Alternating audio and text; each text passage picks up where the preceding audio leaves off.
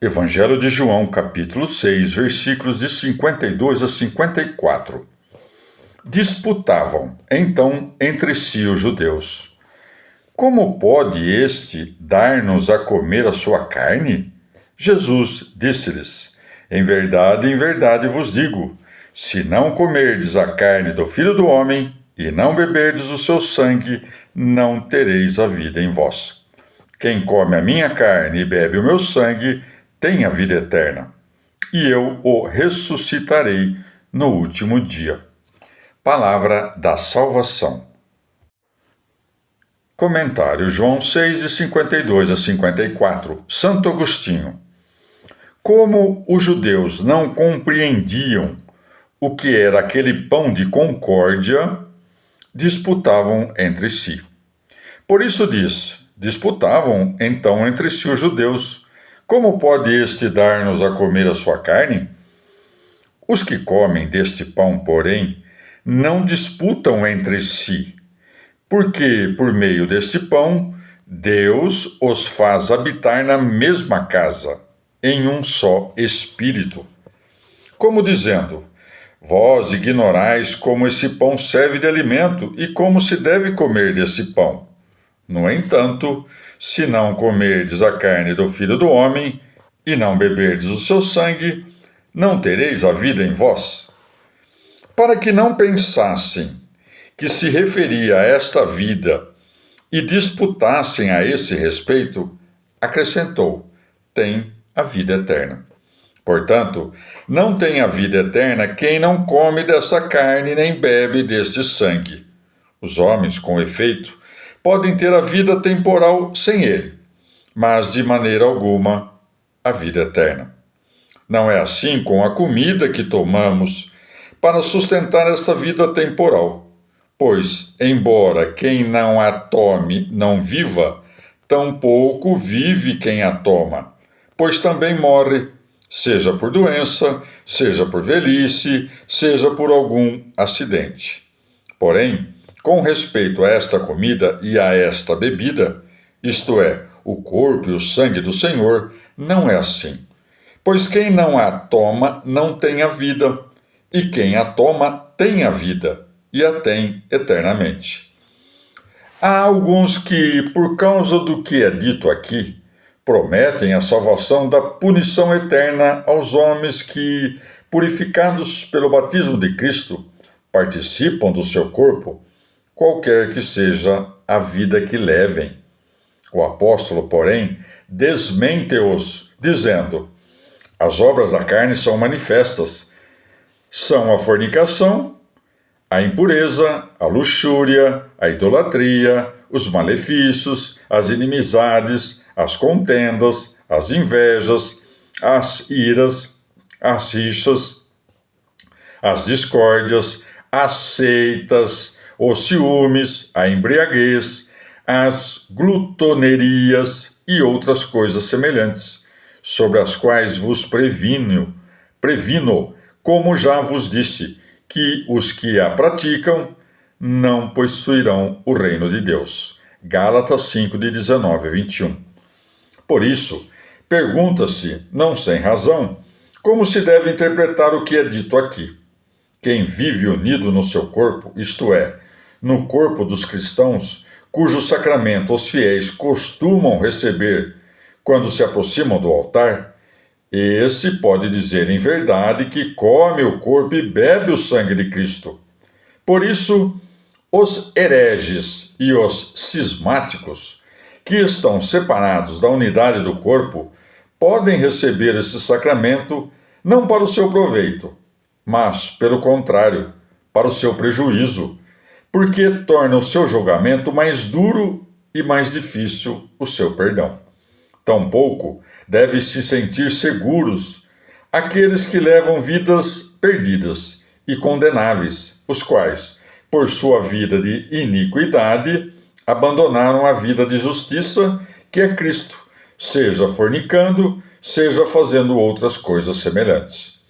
Não se pode dizer que esses comem o corpo de Cristo, porque sequer devem ser contados entre os membros de Cristo. Com efeito, para nem mencionar outras coisas, não podem ser ao mesmo tempo membros de Cristo e membros da prostituta. O Senhor quer que se entenda, por essa comida e essa bebida, a união que há entre o seu corpo e os seus membros, que é a igreja nos predestinados, nos chamados, nos justificados, nos santos glorificados e nos seus fiéis. Esse sacramento, isto é, a unidade do corpo e do sangue de Cristo, é preparado em alguns lugares todos os dias e em outros de tempos em tempos, e é recebido da mesa do Senhor, por alguns para a vida, por outros para a condenação. Contudo, a realidade mesma da qual é sacramento é vida para todo homem e não é condenação para nenhum, seja quem for que a receba. E para que não pensassem que, por meio dessa comida e dessa bebida, se prometia a vida eterna de tal modo que aqueles que a recebessem não morreriam nem corporalmente, acrescentam: e eu o ressuscitarei no último dia, a saber, para que tenha a vida eterna, segundo o Espírito, no descanso em que ingressa o Espírito dos justos. Quanto ao corpo, porém, tampouco este carecerá de vida eterna, porque a alcançará na ressurreição dos mortos no último dia. Evangelho de João, capítulo 6, versículos de 55 a 59. Porque a minha carne é verdadeiramente comida, e o meu sangue verdadeiramente bebida. Quem come a minha carne e bebe o meu sangue, permanece em mim e eu nele.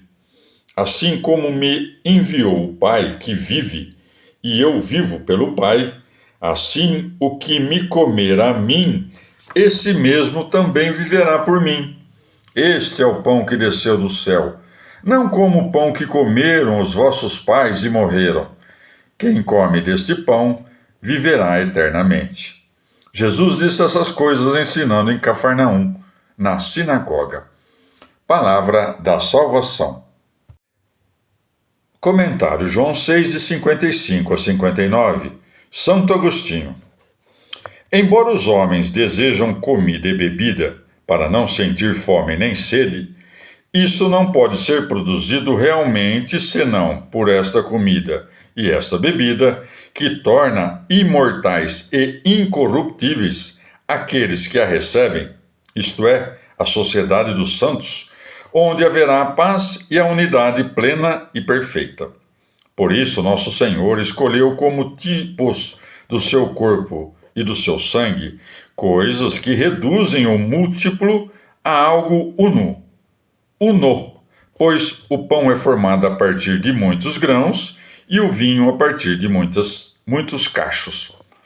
Em seguida, explica em que consiste comer seu corpo e beber seu sangue, dizendo: quem come a minha carne e bebe meu sangue permanece em mim e eu nele. Por conseguinte, comer aquela comida e beber aquela bebida é permanecer em Cristo e ter Cristo em si. Por isso, aquele que não permanece em Cristo e em quem Cristo não permanece, sem dúvida nenhuma, não come sua carne nem bebe seu sangue, mas, pelo contrário, come e bebe de tão grande sacramento para a sua condenação. Quanto aos muitos que ou comem aquela carne e bebem aquele sangue com hipocrisia, ou, depois de a ter comido, tornam-se apóstatas, por acaso permanecem em Cristo e Cristo neles? Há, pois, um modo correto de comer aquela carne e de beber aquele sangue, pelo qual quem come e bebe permanece em Cristo e Cristo nele. Isto é, aqueles que comem o corpo de Cristo e bebem o seu sangue, não apenas segundo o sacramento, mas segundo a realidade. Mas não diz: assim como eu me alimento do Pai e vivo pelo Pai, o que se alimenta de mim, esse também viverá por mim. Porque o Filho não se torna melhor por participar do Pai, ao passo que, pela participação no Filho, que é o que significa o nosso ato de comer e beber, nos tornamos melhores, unindo-nos ao seu corpo e ao seu sangue. Se o Senhor disse, vivo pelo Pai, é porque procede dele, sem prejuízo da igualdade. No entanto, dizendo, o que se alimentar de mim, esse mesmo também viverá por mim, não afirma a igualdade entre ele e nós, mas mostra a graça do mediador. Porém, e se de acordo com isso ouvimos vivo pelo Pai, como aquilo que diz em outro lugar, e o Pai é maior que eu, disse também, como me enviou o Pai, o que equivale a dizer, para que eu viva pelo Pai, isto é, para que a minha vida se refira a Ele como ao maior, foi feita minha humilhação, a causa que me enviara. Pois para que cada um viva por mim, há de participar de mim, alimentando-se de mim. Desceu do céu para que nós, que não podemos obter a vida eterna por nós mesmos, comendo daquele pão, vivamos. Por isso segue, este é o pão que desceu do céu.